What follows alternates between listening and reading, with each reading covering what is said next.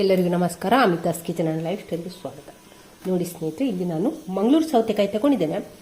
ಒಳ್ಳೆ ಹಣ್ಣಾಗಿರಬೇಕು, ಇದಕ್ಕಿಂತಲೂ ಜಾಸ್ತಿ ಹಣ್ಣಾದರೆ ಒಳ್ಳೆಯದು. ನೋಡಿ ಈ ಕಲರಿಗೆ ಬರಬೇಕು, ನೋಡಿ ಜಾಸ್ತಿ ಹಣ್ಣಾಗಬೇಕು. ಆ ಥರದ ಸೌತೆಕಾಯಿ ತಗೊಳ್ಳಿ. ಕಾಯಿ ಸೌತೆಕಾಯಿ ಆಗೋದಿಲ್ಲ ಇದಕ್ಕೆ, ಒಳ್ಳೆ ಹಣ್ಣಾದಂಥ ಸೌತೆಕಾಯಿ. ನೋಡಿ ನಾನು ಒಂದು ಸೌತೆಕಾಯಿ ತಗೊಂಡಿದ್ದೇನೆ. ಇವಾಗ ಇದನ್ನು ನಾವು ಕಟ್ ಮಾಡಿಕೊಳ್ಳುವ.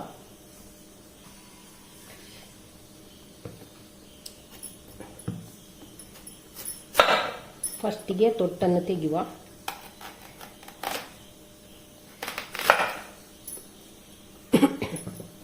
ನೋಡಿ ಈ ರೀತಿ ಇರ್ತದೆ ಸೌತೆಕಾಯಿ. ಇದನ್ನೀಗ ಇದರ ಸಿಪ್ಪೆ ತೆಗಿಲಿಕ್ಕಿಲ್ಲ, ಇದರ ಬೊಂಡು ಮಾತ್ರ ತೆಗಿಲಿಕ್ಕೆ. ಈ ರೀತಿ ತೆಗೆದ್ರೆ ಆಯ್ತು. ನೋಡಿ ಹೀಗೆ ಕೈಯಿಂದ ಕೂಡ ಇದನ್ನು ತೆಗಿಬಹುದು.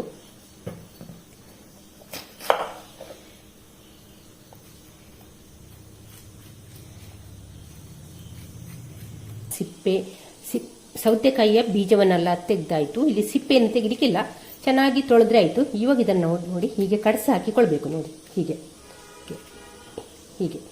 ಇದು ಸಿಪ್ಪೆ ಕಟ್ಟಾಗಬಾರ್ದು, ಈ ರೀತಿ ಕಡಸ ಹಾಕಿಕೊಳ್ಳೋ. ನೋಡಿ ಹೀಗೆ ಸಹ ಒಂದು ಕಡಸ ಹಾಕಿಕೊಳ್ಳೋ. ಹೀಗೆ ಕೂಡ ನೋಡಿ ಹೀಗೆಲ್ಲ ಕಡಸ ಹಾಕಿದ ನಂತರ, ಇಷ್ಟು ದೊಡ್ಡದು ಬೇಡ ನಮಗೆ. ಇವಾಗ ನಾವು ಇಲ್ಲಿಂದ ಒಂದು ಹೀಗೆ 2 ಭಾಗವನ್ನು ಮಾಡುವ. ನೋಡಿ ಈ ರೀತಿ ಕಡಸ ಹಾಕೊಂಡಿದ್ದೇನೆ, ಕಾಣ್ತದಲ್ಲ, ಗೊತ್ತಾಗ್ತದಲ್ಲ. ಎಲ್ಲವನ್ನು ಕೂಡ ಹೀಗೆ ಮಾಡಿಕೊಳ್ಳುವ. ಇವಾಗ ನೋಡಿ ಸೌತೆಕಾಯಿಗೆ ಕಡಸನ್ನೆಲ್ಲ ಹಾಕಿಕೊಂಡಾಯಿತು. ಇವಾಗ ಇದನ್ನು ನಾವು ಕುಕ್ಕರಿಗೆ ಹಾಕಿಕೊಳ್ಳುವ. ಈ ರೀತಿ ಇಷ್ಟಿಟ್ಟು ದಪ್ಪ ಇರಬೇಕು ನಮಗೆ ಸೌತೆಕಾಯಿ ಪೀಸು. ನೋಡಿ ಇವಾಗ ಇದಕ್ಕೆ ರುಚಿಗಾಗುವಷ್ಟು ಉಪ್ಪು, ತುಂಡು ಬೆಲ್ಲವನ್ನು ಕೂಡ ಹಾಕಿಕೊಳ್ಳುವ. ಅರಶಿನ, ಸೌತೆಕಾಯಿ ಮುಳುಗುವಷ್ಟು ನೀರು, ಜಾಸ್ತಿ ನೀರು ಹಾಕೋದು ಬೇಡ, ಸ್ವಲ್ಪ ನೀರು ಹಾಕುವ. ಸೌತೆಕಾಯಿ ಮುಳುಗುವಷ್ಟು ಮಾತ್ರ ಸಾಕು. ನೋಡಿ ಈಗ ಇದಕ್ಕೆ ಮುಚ್ಚಳ ಮುಚ್ಚಿ 1 ವಿಶಿಲ್ ಕೂಗಿಸಿಕೊಂಡ್ರೆ ಸಾಕು. ಸೌತೆಕಾಯಿ ಬೇಯುವಷ್ಟೊತ್ತಿಗೆ ನಾವಿಲ್ಲಿ ಒಂದು ಮಸಾಲೆಯನ್ನು ರೆಡಿ ಮಾಡಿಕೊಳ್ಳುವ. ಮಸಾಲೆ ಹುರಿಲಿಕ್ಕೆ ನಾನಿಲ್ಲಿ ಒಂದು ತವವನ್ನು ಇಟ್ಟಿದ್ದೇನೆ. ತವಕ್ಕೆ ಈಗ ಬ್ಯಾಡಗಿ ಮೆಣಸನ್ನು ಹಾಕಿಕೊಳ್ಳುವ.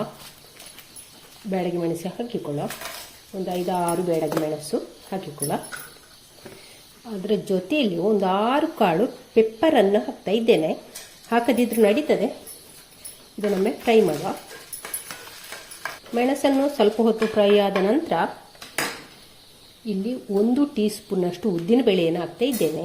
ಹಾಗೆ 1 ಟೀ ಸ್ಪೂನ್ನಷ್ಟು ಕಡಲೆಬೇಳೆಯನ್ನು ಕೂಡ ಹಾಕ್ತಾ ಇದ್ದೇನೆ. ಅದರ ಜೊತೆಯಲ್ಲಿ ಬೇವು ಸೊಪ್ಪನ್ನು ಕೂಡ ಹಾಕ್ತಾ ಇದ್ದೇನೆ. ಹಾಕಿ ಒಮ್ಮೆ ಫ್ರೈ ಮಾಡುವ. ಒಂದು ಅರ್ಧ ಟೀ ಸ್ಪೂನಷ್ಟು ಜೀರಿಗೆ ತಗೊಂಡಿದ್ದೇನೆ. ಒಂದು 1/4 ಟೀ ಸ್ಪೂನಷ್ಟು ಮೆಂತೆ ತಗೊಂಡಿದ್ದೇನೆ. ಇವಾಗ ಇದನ್ನು ಕೂಡ ಇದ್ರ ಜೊತೆಲಿ ಹಾಕುವ.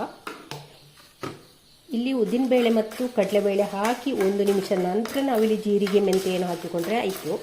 ಎಲ್ಲವನ್ನು ಕೂಡ ಡ್ರೈ ರೋಸ್ಟೇ ಮಾಡಿಕೊಳ್ಳ. ಇಲ್ಲಿ ಉದ್ದಿನಬೇಳೆ ಕಡಲೆಬೇಳೆ ಒಂದು ಸ್ವಲ್ಪ ಕೆಂಪಗಾಗ್ತಾ ಬಂತು. ಆ ಹೊತ್ತಿಗೆ ಇಲ್ಲಿ ನಾನು 1 ಟೇಬಲ್ ಸ್ಪೂನಷ್ಟು ಕೊತ್ತಂಬರಿಯನ್ನು ಹಾಕ್ತಿದ್ದೇನೆ. ಧನಿಯಾ, ಇಲ್ಲಿ ಕೊತ್ತಂಬರಿ ಸ್ವಲ್ಪ ಜಾಸ್ತಿಯೇ ಬೇಕು. ಹಾಗೆ ಇದನ್ನು ಕೂಡ ಸ್ವಲ್ಪ, ಕೊತ್ತಂಬರಿ ಜಾಸ್ತಿ ಫ್ರೈ ಆಗೋದು ಬೇಡ, ಒಂದು ಸ್ವಲ್ಪ ಕೆಂಪಗಾದರೆ ಸಾಕು.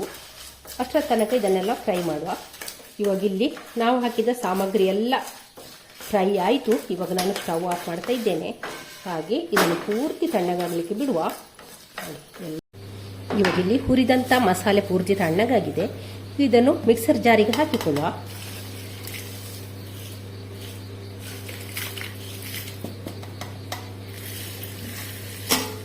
ಇವಾಗ ಫಸ್ಟಿಗೆ ನೀರು ಹಾಕ್ಕೊಳ್ಳೋದು ಬೇಡ. ಫಸ್ಟಿಗೆ ನಾವು ಅಂತೆ ಇದನ್ನು ಪೌಡ್ರ್ ಮಾಡಿಕೊಳ್ಳುವ. ಮಸಾಲೆಯನ್ನು ಪೌಡ್ರ್ ಮಾಡಿಕೊಂಡೆ. ಈಗ ಇದಕ್ಕೆ ಒಂದು 1/4 ಟೀ ಸ್ಪೂನಷ್ಟು ಅರಶಿನ, ಒಂದು ತುಂಡು ಹುಳಿ, ಸ್ವಲ್ಪ ನೀರು ಹಾಕಿಕೊಳ್ಳುವ. ಜಾಸ್ತಿ ನೀರು ಹಾಕಿ ತುಂಬ ತೆಳ್ಳಗೆ ಮಾಡಿಕೊಳ್ಳೋದು ಬೇಡ. ಇವಾಗ ಇದನ್ನೊಮ್ಮೆ ರುಬ್ಬಿಕೊಂಡು ಬರುವ. ಇವಾಗ ನೋಡಿ ಮಸಾಲೆಯನ್ನು ನಯವಾಗಿ ರುಬ್ಬಿಕೊಂಡಾಯಿತು. ಇವಾಗ ಇದನ್ನು ನಾವು ಪಕ್ಕಕ್ಕೆ ಇಟ್ಟುಕೊಳ್ಳುವ. ಇವಾಗ ನೋಡುವ ಸೌತೆಕಾಯಿ ಯಾವ ರೀತಿ ಬೆಂದಿದೆ ನೋಡುವ. ಚೆನ್ನಾಗಿ ಬೆಂದಿದೆ. ಇವಾಗ ಇದನ್ನೊಂದು ಮಣ್ಣಿನ ಮಡಿಕೆಗೆ ಹಾಕಿಕೊಳ್ಳುವ. ನೋಡಿ ಸೌತೆಕಾಯಿಯನ್ನು ಈ ರೀತಿ ಬೇಯಿಸ್ಕೊಂಡಿದ್ದೇನೆ. ಜಾಸ್ತಿ ಬೇಯಿಸಿ ಪಿಚಕ ಮಾಡಲಿಕ್ಕಿಲ್ಲ. 1 ವಿಶಿಲು ಹೊಡಿಲಿಕ್ಕೆ ಸೌಂಡ್ ಬರ್ತಾ ಉಂಟು. ಆ ಹೊತ್ತಿಗೆ ಸ್ಟವ್ ಆಫ್ ಮಾಡಿಕೊಂಡ್ರೆ ಆಯಿತು. ಜಾಸ್ತಿ ಬೇಯಿಸ್ಕೊಳ್ಬೇಡಿ. ಇವಾಗ ಇದಕ್ಕೆ ನಾವು ರುಬ್ಬಿದಂಥ ಮಸಾಲೆಯನ್ನು ಸೇರಿಸ್ಕೊಳ್ಳ. ಚೆನ್ನಾಗಿ ಕುದಿ ಬರಲಿ. ಇದು ಮಸಾಲೆಯನ್ನೆಲ್ಲ ಹುರಿದು ಮಾಡಿರುವಂಥದ್ದಲ್ಲ, ಅದ ಕಣ ಚೆನ್ನಾಗಿ ಕುದಿ ಬಂದ ನಂತರ ಉಂಟಲ್ಲ, ಚೆನ್ನಾಗಿ ಕುದ್ದ ನಂತರ ಮಧ್ಯಮ ಉರಿಯಲ್ಲಿಟ್ಟು ಒಂದು 5 ನಿಮಿಷ ಇದನ್ನು ನಾವು ಕುದಿಸ್ಕೊಳ್ಬೇಕು. ಯಾಕೆಂದರೆ ಮಸಾಲೆ ಎಲ್ಲ ಈ ತುಂಡಿಗೆ ಎಳಿಬೇಕು. ನೋಡಿ, ಚೆನ್ನಾಗಿ ಎಳಿಬೇಕು ಮಸಾಲೆ ಎಲ್ಲ, ಖಾರ ಎಲ್ಲ. ಹಾಗಾಗಿ 5 ನಿಮಿಷ ನಾವು ಹೀಗೆ ಬಿಡುವ.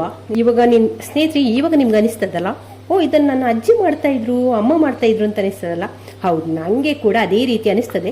ನನ್ನ ಅಮ್ಮ ಕೂಡ ಮಾಡ್ತಾಯಿದ್ರು, ನನ್ನ ಅಜ್ಜಿ ಕೂಡ ಮಾಡ್ತಾಯಿದ್ರು. ತುಂಬಾ ಟೇಸ್ಟ್ ಇತ್ತು, ಅದ್ಭುತವಾದ ಒಂದು ರೆಸಿಪಿ. ನನಗೆ ಯಾಕೋ ಮೊನ್ನೆ ಸಡನ್ನಾಗಿ ನೆನಪಾಯಿತು, ಸೌತೆಕಾಯಿಯನ್ನು ಇದೊಂದು ಹುಳಿ ಮೆಣಸಲ್ಲಿ ಮಾಡ್ತಾಯಿದ್ರಲ್ಲ, ಹೇಗೆ ಮಾಡೋದು ಅಂತ ಎಲ್ಲರನ್ನು ಹಿರಿಯರನ್ನೆಲ್ಲ ಒಂದು ರೌಂಡ್ ಕೇಳಿದೆ, ಯಾವ ರೀತಿ ಮಾಡೋದು ಅದನ್ನು ಅಂತ. ಹಾಗೆ ಇವತ್ತು ನಾನು ನಿಮಗೆ ಅದನ್ನು ಮಾಡಿ ತೋರಿಸ್ತಾ ಇದ್ದೇನೆ. ಇದು ತುಂಬ ಹಳೇದಾದ ಒಂದು ರೆಸಿಪಿ, ಅಜ್ಜಿ ಕಾಲದ ರೆಸಿಪಿ. ತುಂಬಾ ಅದ್ಭುತವಾದ ಸೊಗಸಾದ ಒಂದು ರುಚಿಯುಳ್ಳ ಒಂದು ಹಳ್ಳಿ ಸ್ಟೈಲ್ನ ರೆಸಿಪಿ. ಇವಾಗ ನೋಡಿ, ನಮ್ಮ ಸೌತೆಕಾಯಿ ಹುಳಿಮೆಣಸು ಇಲ್ಲ ಸೌತೆಕಾಯಿ ಕೊದ್ದೆಲು ರೆಡಿಯಾಗಿದೆ. ನೋಡಿ, ಇದನ್ನು ಜಾಸ್ತಿ ಇದನ್ನು ಉಂಟಲ್ಲ, 1 ಅಥವಾ 2 ಪೀಸ್ ಹಾಕಿಕೊಂಡು ಊಟ ಮಾಡುವಂಥದ್ದು. ಜಾಸ್ತಿ ಪೀಸೇನು ಬೇಡ. ನೋಡಿ, ಇದೆಲ್ಲ ದೊಡ್ಡದುಂಟು. ಇಂಥದ್ದೊಂದು 2 ಪೀಸ್ ಹಾಕಿಕೊಂಡು ಊಟ ಮಾಡಿದ್ರೆ ಉಂಟಲ್ಲ, ಅದರ ಮಜನೇ ಬೇರೆ. ಕುಚ್ಚಲಕ್ಕಿಗೂ ಒಳ್ಳೇದಾಗ್ತದೆ, ಇದು ನಮ್ಮ ವೈಟ್ ರೈಸ್ಗೂ ಕೂಡ ತುಂಬಾ ಒಳ್ಳೇದಾಗ್ತದೆ. ನೋಡಿ, ಇಷ್ಟ ಆದರೆ ಸಾಕು. ಟೇಸ್ಟ್ ನೋಡಿಕೊಳ್ಳಿ, ಉಪ್ಪು ಹುಳಿ ಖಾರ ಎಲ್ಲ ಕರೆಕ್ಟ್ ಉಂಟಂದ್ರೆ ನೋಡಿಕೊಳ್ಳಿ. ಇವಾಗ ಸ್ಟವ್ ಆಫ್ ಮಾಡುವ. ಇದಕ್ಕೊಂದು ಒಗ್ಗರಣೆಯನ್ನು ಕೂಡ ಕೊಡುವ. ಇದಕ್ಕೆ ಈಗ ತೆಂಗಿನ ಎಣ್ಣೆಯಲ್ಲಿ ಒಗ್ಗರಣೆ ಕೊಡಬೇಕು. ಎಣ್ಣೆ ಚೆನ್ನಾಗಿ ಬಿಸಿಯಾಗಿದೆ. ಈಗ ಸಾಸಿವೆ ಹಾಕ್ತಿದ್ದೇನೆ. ಸಾಸಿವೆ ಚಟಪಟ ಎಳ್ಳೆ, ಸಾಸಿವೆ ಚಟಪಟ ಅಂತ ಹೇಳ್ತಾ ಉಂಟು. ಜಜ್ಜಿದ ಬೆಳ್ಳುಳ್ಳಿಯನ್ನು ಕೂಡ ಹಾಕಿಕೊಳ್ಳುವ. ಮೆಣಸು, ಇಂಗಿನ ಪೌಡ್ರು, ಇದನ್ನೀಗ ಒಗ್ಗರಣೆ ಮಾಡಿಕೊಳ್ಳ.